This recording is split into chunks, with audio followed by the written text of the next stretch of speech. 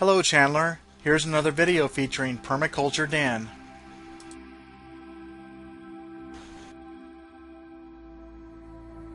The following is an educational permaculture video presented by Warner's Tree Surgery, featuring Daniel Thompson at his home food forest in Gilbert, Arizona, sometime in April 2012.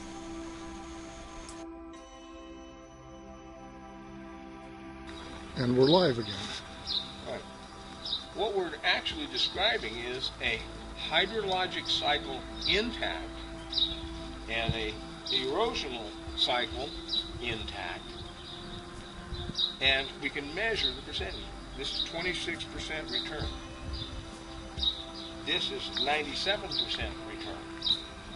Talking about water return to water returning at flushing velocities. Here's the basic rule. Silts are deposited below 1 foot a second when water is slowed down. The silts will begin to drop. 2 feet a second is small sand, 3 feet a second small pebbles, and then 4 feet That's the so if you can slow things down, so that's what biomass does, makes things turn corners, and so around every little plant there's a spot where some of this drops out, some of it rolls by. That makes a predictable pattern. The rock that fell off the top of the mountain because of freezing bit of rock. This little rock fell down, and it's going to be a grain of sand. But when it falls down, it's sharp-edged. It's sharp. It just came off the mountain. It got fractured. Hit rock, boom, boom, boom.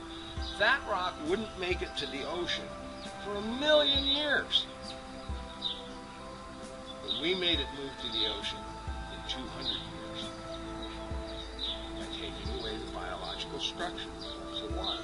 So if I got 26%, now the other 74%, plants actually, 85% of their moisture uptake is from ambient humidity.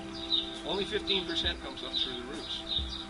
So, an intact ecosystem forest, if this is the coast of the ocean, trees compress the air 20 times their height.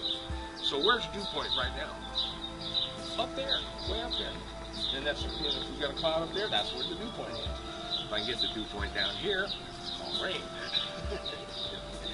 So, what's happening, we'll use the coast of Maui, but this is the same is true of every coast around the world.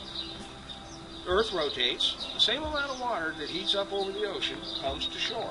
Now what happens to it once it hits shore? Does it pass your shore completely like the deserts of Peru and Chile and only rain inland? Why? Because the entire coast are just, the clouds are there, but it doesn't rain.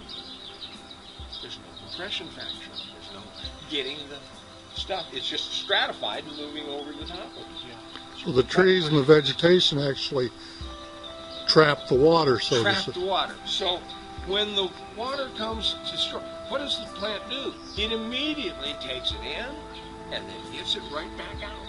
And so it is not only holding a portion of the 74% in the column of itself, it is breathing it out and blowing it uphill. So by the time the water coming from the ocean has rolled over in the first rain, in fact we use the coast of Maui. Maui is perfect trade winds, same amount of water every day, constant wind, constant direction. Coast of Maui, it rained every day at 3:30 in the afternoon. And then, not a heavy, not a big storm, just wet. You could, do your laundry, get a quick drink, clean things off, and then have your beautiful sunset. And then 3:30, 4:30, 5:30, and 6:30, and then right before dawn, every day on the coast of Maui, it would rain. In fact, by 4:30, 5:30, 6:30 sunset, there was enough compression factor offshore to reach out 8 miles to a little island, and it would rain there. It was Paradise Island, where lovers went for honeymoons, because you could be dropped off naked there, and with absolutely nothing, and everything in the world that you wanted to eat was there, and they'd come pick you up later.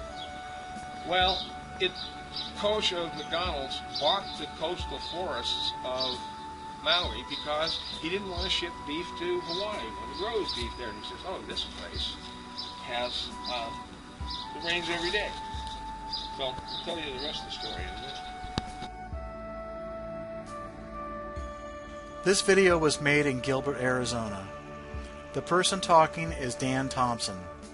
Dan can be reached at 480-688-3335.